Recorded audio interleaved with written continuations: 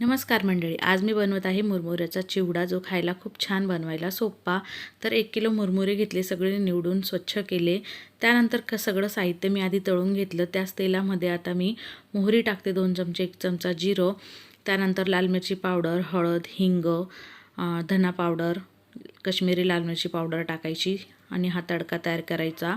इथे मी मक्याचे पोहे, डाळ्या, शेंगदाणे, कढीपत्ता, मिरची, कुटलेला लसूण असं सगळं साहित्य तळून घेतलेलं आहे। डाळ्या आणि मुरमुऱ्यांवर हेच टाकून घ्यायचं। त्यानंतर मीठ टाकायचं चवीप्रमाणे, तडका टाकून घ्यायचा जो आपण तयार केलेला आहे, तो मिक्स करून घ्यायचा व्यवस्थित मुरमुऱ्यांमध्ये। वरून थोडंसं आपण चाट मसाला टाकायचा, पिठी साखर टाकायची, सगळं साहित्य व्यवस्थित मिक्स करायचं। असाच खा, नाही तर यावर मिक्स फरसाण टाका किंवा बारीक शेव टाका, तिखट शेव टाका, आवडीप्रमाणे मिक्स करून घ्या आणि हवाबंद डब्यात ठेवा। मस्तपैकी 1-2 महिना हा चिवडा टिकतो। चला मग सबस्क्राईब करा चॅनलला। धन्यवाद।